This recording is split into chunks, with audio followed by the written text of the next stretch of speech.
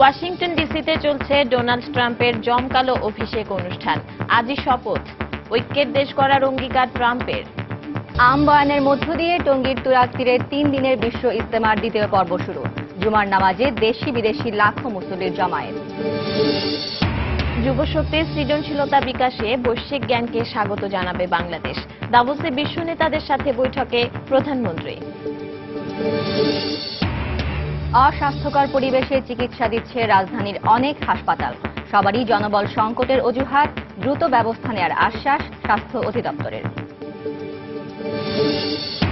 কোনো রকম সেবা ছাড়াই ঢাকা শহরের অনেক এলাকা থেকে পয় নিষ্কাশনের বিল নিচ্ছে ঢাকা ওয়াসা। দায় এড়াতে মহাপরিকল্পনার কথা শোনালেন কর্তৃপক্ষ। এবং ক্রাইস্টচার্চ টেস্টের প্রথম দিনে নিউজিল্যান্ডের বিপক্ষে 289 রানেই শেষ বাংলাদেশের প্রথম ইনিংস। সাকিব সৌম্যের অর্ধশতকের পর অভিষিক্ত সোহানের ব্যাটিং দৃঢ়তা।